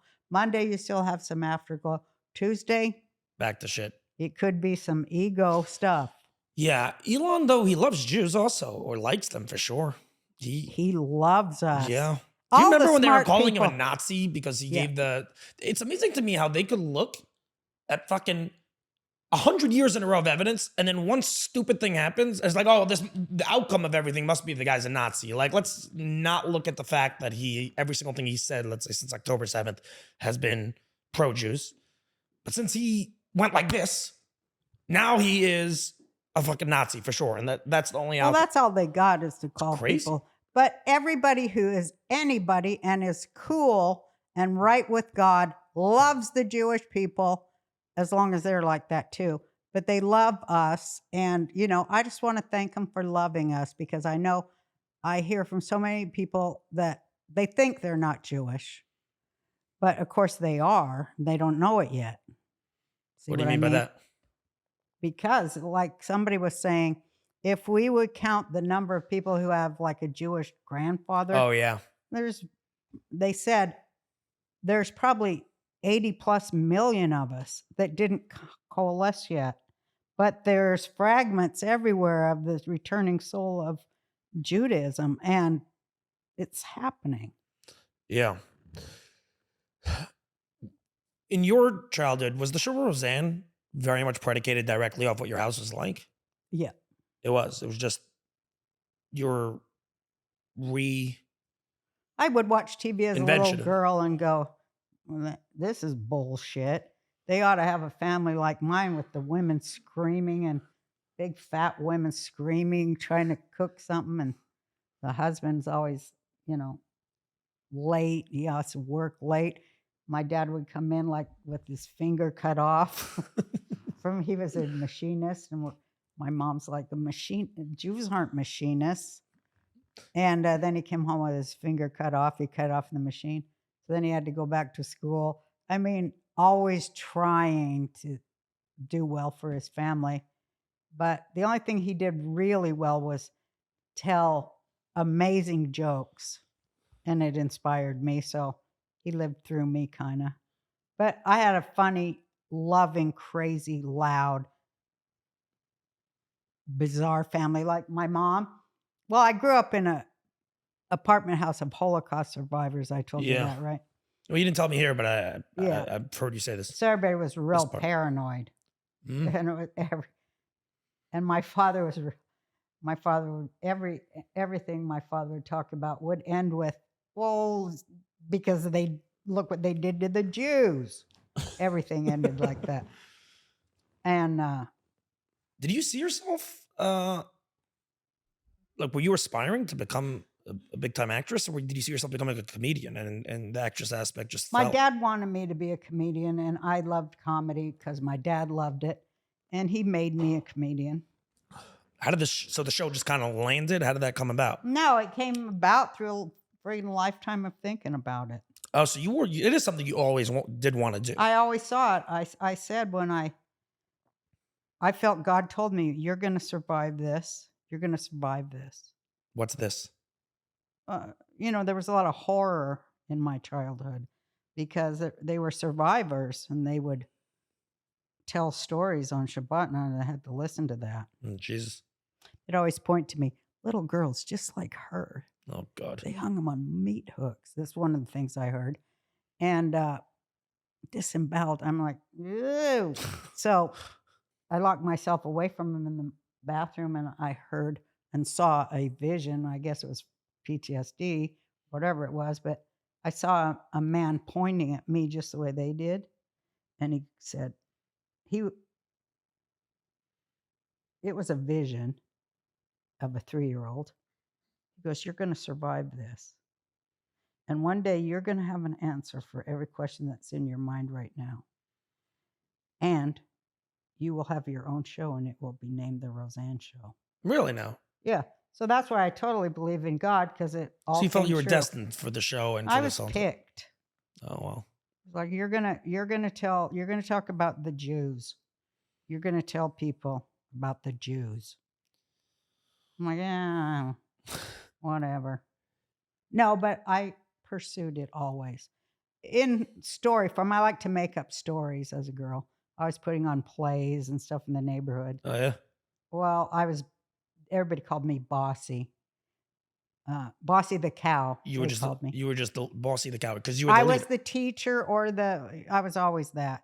I had to be the teacher or the nurse. We weren't allowed to be doctors because we were girls, but I was always the ringleader. And I like to make up stories and plays, and so all the storytelling stuff I made up, it led to the Roseanne show and my stand-up comedy. What do you think you were better at? The acting, like in your mind, were you better at the acting or the comedy? Well, they're the same thing, performance. Yeah, but I mean, I think it's a little bit of a different art. Well, I think my talent is writing. Oh, And, really? Yeah, Got it. I like my talents as a writer, which explains both. Yeah. includes stand-up comedy. Are you upset or really have any real regrets about the show getting canceled in 2018? Or you wouldn't have done anything different and it's just like, fuck him. Like, I don't give a shit. What are you talking about? No, the revival, right? In 2018. Yeah, of am I Roseanne. upset that Nazis killed my character and canceled my show? Yeah. Obviously, you're upset about that. I'm saying, I'm not upset anymore. Would you have done anything different is the question? Or it's like, no, I'm going to be me. I've always been me and I'll live with the results. God woke me up and told me to tweet what I tweeted. So I did it. I do what God tells me to do, and that's what God told me to do. And shit hit the fan and blah, blah, blue sky high and blah, blah. Cut to right now. Last week, I saw Trump is making the FCC investigate Disney and ABC for being operatives of the Democrat Party, which is why I was fired, because I said Valerie Jarrett and the Muslim Brotherhood in a tweet. Right. And they don't dig either of those things, saying that she was, part of a fascist movement to overthrow the United States government, which she was and is. And oh boy, ABC didn't want anything to do with anybody calling out any Democrat thing. You could say shit about the Republicans all day, like feckless cunt, like what's her name called Ivanka Trump. You could say shit like Whoopi Goldberg says every day, but you don't say anything about the Muslim Brotherhood or any Democrat. And I did it. I did it for that reason, and fuck them. And right now, I've been waiting all these years for somebody to say, you know what? The FCC is going to investigate Bob Iger and ABC and Disney for breaking the law by being operatives of one party on the public airwaves that I own as a taxpayer. And, they know what just came out today? What? Today, also. I'm saying this because I was obviously on the plane, so I was reading and everything.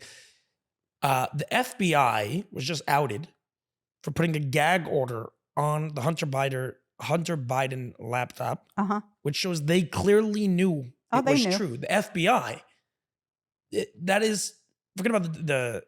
forget about Twitter knowing and suppressing the post story. The FBI knew, and they put a gag order on it. That's fucking high-level corruption. That is real deal high-level corruption. Right in front of our face. Once again, let's reference Obama. He created all that. He's the one that weaponized the government against Bible bangers. What did he call us? Like the deplorables, the people that they don't want. Well, that was Hillary who said the deplorables. It's also Obama. Was it also? Yeah. Yeah.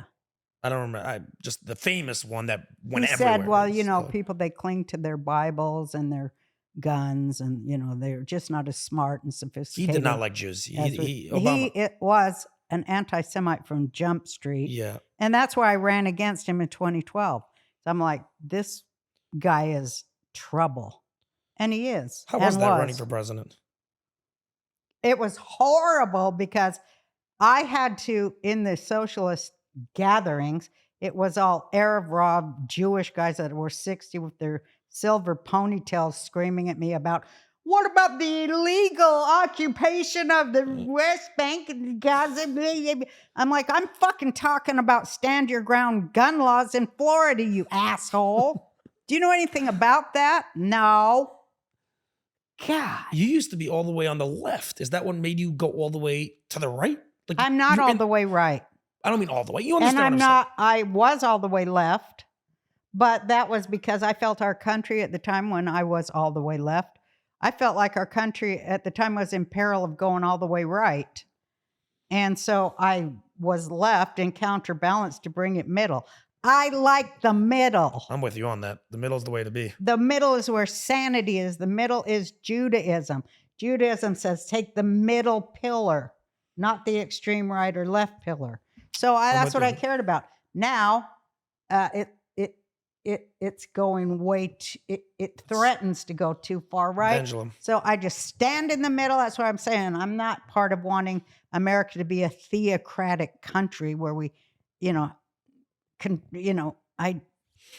you missing? Do you feel like you learned stuff during your presidential run?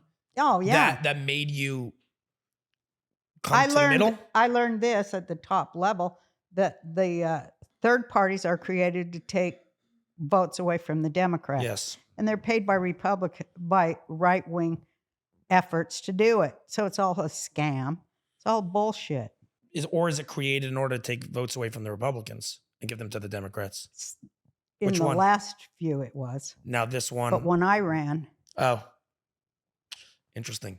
yeah. It's the same money that pays both extreme. Got it. Wanted to ask you one other thing. And it's Islamicist money. Yeah. Yeah. Face no, it. I know. I want to And research because I'm not familiar with this. They are in bed at the UN with the Vatican.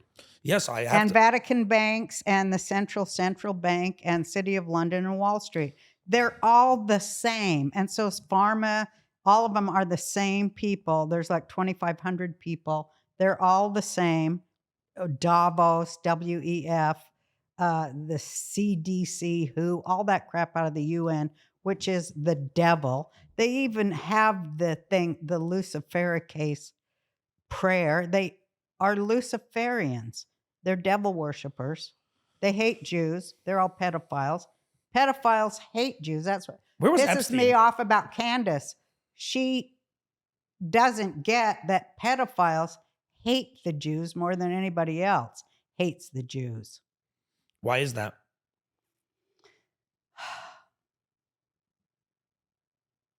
Well, because pedophiles hate women, mothers, because mothers who protect their children, such as Jewish mothers, they're in the way of them having access to children or child brides or whatever they're trafficking. Yeah. It's evil to the core. And the only antidote to the evil in this world is Torah. Torah. There we go. I'm with you. I'm with you 100%. And it's getting louder and louder and louder. And the numbers are adding up. And I wish, to talk about it more with more people. It's exciting. What's your... we need to talk about it more. With each other. Yeah, we do. And I think we've done a little bit of that. So that's awesome. Yeah, right, and we are so winning. It's just amazing. The Jewish spirit is definitely very strong. It's unbreakable at the end of the day. Unbreakable. I was in Israel 2.5 weeks after October 7th again. And I was in all the kibbutzim. I got to see everything firsthand. And you could already see people coming back.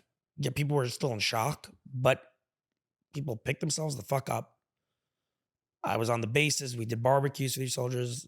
The energy was like people were just ready to just fucking defend ourselves. It was incredible.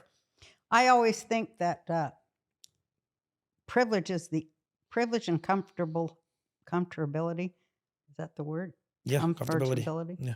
They are really the enemy of the Jews. Yeah. Because then you start going whack and going, I love the Palestinian people. They're trying to kill me. But there's a famous line. It goes, we always have to go through a shock to come back to our senses. It's horrible. We shouldn't need that anymore. Yeah. There's a famous line. It says, a nation is born stoic and dies Epicurean. We're born through stoicism, effectively, through grit, through fucking back against the wall. And we die Epicurean. We die when we're all comfy and everything's good. All of a That's sudden, exactly what I'm it's a saying. Will Durant line. You know, he's one of the bigger philosophers in the 20s. But it's such a great, like, just quote, because it's so fucking true. It was like, can you imagine, you know, my parents, if I was talking to friends, but your generation, like, oh, I'm a woman, you know, look at you like you're a fucking rocker. You're a woman. Get your ass into school right now, you know, like, Yeah. now we're all comfortable. We have what we need, this and that, and we're busy worrying about. I think the bullshit's been. I think just the opposite. I think it's a cycle. I mean, I mean, if you really study it, it's the wheel of the year of the Jewish calendar. And this will sound weird to everybody unless they're a big Torah student, but the same things happen in every new moon, every month, every year. The same thing. It's the same thing and the same story every year for 6,000 years, every month, till we go, hey, wait a minute. All wars start in Mars. I lost you on in that. the month of, you know, that's ruled by Mars. Wait a minute. Something else besides all this bullshit I talk all the time. Wait a minute. What in Adar, these influences in the heavens and the earth, these things line up for Pesach? What? I mean, it's some deep stuff. It's like quantum physics. Yeah. It's amazing stuff, and you can never get enough of it. Do you do the Seders? Yeah. Where are you doing them this year? Right in here. There. Wow. It's beautiful. Well, like we do every year. And I cook and cook and cook, and then I love to watch people eat it, you know? Yeah. I love to watch people eat what I cook. There's something about, you know, when we have a good time with whatever it is, and then we like make someone else who's like not interested in doing that thing, but we like fucking force them to do it because we want them to like get enjoyment out of that. It's like, come with me. Like, we're going to Alaska. The person's like, I don't give a shit you had a good time in Alaska. I don't want to fucking go to Alaska. Like, no, you need to listen to this song this second. You know what I mean? There's a certain joy that we as humans get when we know someone else, or we think someone else is going to enjoy something that we so deeply enjoyed.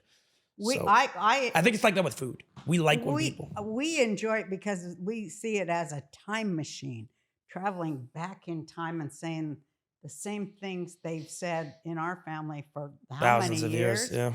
And going back to a group experience of consciousness. Yeah. It's big time and fun. That's why I say being a Jew Roseanne, bring is the so mic fun. a little closer. Yeah, just a little. Being a Jew is just the most fun thing. It's good times. Because the holidays are so awesome. The family time is fucking amazing. Like doing meals every Shabbat, all the Chagim, all this stuff. It's like so beautiful. Like I don't feel like anyone else, I could be wrong. I feel like most other people in the world don't experience that. Just, bro, we get to eat a ton of food every 7 days. Yeah. On the money, and we're forced to. There's no options. Right. Like it's either you eat food or you do nothing. I'm eating. And we do that in addition to every 7 days. We have holidays really every other month that are just like 9 days long, like I know, 7 it's days so long. great. And it's so fun. on the ones that are not like real eating intense holidays, you're eating donuts the whole time. That's like Hanukkah. It's great. That's great. Just like parties all the time. All the time. Joy, celebration. Fucking love in it. the face of horror. Yeah. That's why we're so friggin' cool. I think the thing is that when we all get together and appreciate the same thought and feeling, it's expansive. Yeah. It's good to have common ground. 100%. It's so fun. I wanted to ask you one other topic. Okay. And then there's obviously I have a flight. So Yeah, I you gotta actually get out of really here. would I wish I could had just stay here. I wish I had a kosher kitchen to serve you, but No, I don't. It's fine. what are you going to eat? There's nothing you can eat. I brought food with me. Oh, good. Yeah, totally good. All right. What's your whole take on the Epstein situation? Like, where do you see him? I mean, he was obviously part of this deep state, I assume. He was what did they used to? He's a schlemiel that the people who own everything put in the window. Oh, so he's he's the Obama. Huh? He's like an Obama. Yeah, he's a schnorrer and a schlemiel that they put in the window at the Bank of International Settlements so they could go, which they like to do. Well, we'll put a Jew in there and everybody will like that. So he did not, let's just be clear, you do not believe he killed himself. I think he's probably still alive. Oh, you think he's still alive? Yeah, I think it was a psyop. Interesting. Yeah. So you're saying you think that, so it was just a double? Like, there was just a picture? I think it was Anthony Bourdain's body they pulled out of there because they showed it. I know you think I'm crazy. But no, that's great. That's hilarious. They do look they showed it on the stretcher and then they showed the profile of Anthony Bourdain. He's dead too. But I think like everybody dies and they keep him on ice to pull him out when they're almost going to get ready to expose the grift of the Democrat Party and the socialist world. That's nothing but thieves, as all Marxists are, nothing but thieves and murderers. And socialists is nothing but that too. So anyways, they showed it, and it was Bourdain that they kept him on ice like they did the Queen for a year. I think she was dead, and they kept her. And Bush Sr., he'd been dead for about 2 years, and they kept him on ice to, McCain. They's all dead. And RBG, she is dead. Keep them on ice cryogenically. And then when they need a funeral, because it's getting close to where they're going to expose the Bank of International Settlements owned by kings, princesses, and, queens, popes, imams. When they start to get exposed for being the criminal. So when it gets close, they make the move. Yeah, they're like, okay, we're going to have Bush funeral now. That's what they do. They're gone Fs. I'm fucking dead. And anyway, so they put Bourdain's face there. And I looked at the profile. It was friggin' Bourdain. His nose is not like Epstein. Epstein's like this. Like he has an egg-shaped nose, probably because just like he has an egg-shaped penis. You saw that when they were. No, I never saw his penis. Just to no, clarify. but they were talking about his egg-shaped penis. Who was? In the depositions. Yeah. Well, Bourdain had a pointed nose, and so did the guy they took out of Epstein's thing. Oh, got it. So I think they had to psyop us out because they moved Epstein, and he's probably back on the island. You think he's chilling there? Probably. Is there who's with him right now? Clinton, Obama. They're hanging out there. Brennan, Comey. Oh, this shit is way, way above my. Barack from Israel. Oh, Ehud Barak? Yeah, Ehud Barak. These people are so He's over there. He was at. A guy like Ehud Barak. He was at Epstein Island so many times. He almost gave away the whole fucking Israel, first of all. He can't wait. None of those people. But he was one of the top IDF guys. Like, hands down. As was like Sharon. But they do it. They're like, I'm going to get my way to the top of Israel so I can make the world right by destroying Israel. It's leftist lemmingness. There's something wrong with them. Roseanne, first of all, I want to say thank you so much. I mean that. I've had an awesome time doing this. It's been fun. I hope you But do. here's my message to the Jews. You took the words out of say, what's your message to the viewers, all the Jewish viewers? And honestly, even if they're not Jewish, I'm sure probably would be applicable. But no, it's to everyone, but yes, especially the Jews, because we have to do this. You've got to fix yourself. Leave the rest of the friggin' world alone. Stop trying to fix everyone. Just fix yourself. Leave people alone. Mind your own business. Stay in your own home and fix yourself. Fix your family. Fix yourself. Leave everybody else alone. And you'll do better. I actually love that message. I think it might be one of the most apropos messages, period, for life. But that's what Torah says to do. Well, that makes sense. Right? Stop ignoring the Torah. Do what it says for once. Yeah, because you can't control other people, but you can control yourself. You make a change in you make a change in the world for real. Yeah. Not just yapping. Yeah, I heard that. There's- Repent. from a spiritual space. You're saying. Repent. It's You're looking at me really like fun. you're looking at No, me I'm right now like saying it I for need to me. repent. I'm seeing No, this. you do if you haven't, because it takes so much pain off you. Yeah. It is so lovely to know you're starting anew. Yeah. Fresh slate. Working towards something better. It's so great God gave us that, you know? So anyway, thanks for Roseanne, coming. It was thank you wonderful to talk with you. I had such a great time. I hope you did as well. I did. I just love the Jews. You're wonderful. Yeah, you are wonderful as Thank well. you. Guys, thank you so much for watching. That's my camera. Everyone, Oh. this is your camera. Hi, Jewish people. We are so cool. We're the most fun, the cutest, the neatest, the coolest. And we love the non-Jews. Don't listen to their shit, these fucking Nazis. We love the non-Jews. We do. And everyone is going to love this, I can assure you. YouTube better keep this motherfucking thing up. Even though I'm not particularly hopeful at this moment. I'm not either. But that means it was great. I'd say something, by the way. If this stayed up on YouTube, I don't think it would. That's why I be that say good. my goal is to have no followers and just be okay with God. I love it. I love it. Roseanne, thank you again so Thank much. you, honey. Guys, thank you so much for watching. Peace and love. On to another great episode next week. Here you go. What is Here this, you Roseanne? go. This is the 72 names of God from the Zohar, and it's a graph of 7 days of the week and all the spiritual energy that's available to us if we tune in. Love it. Love it.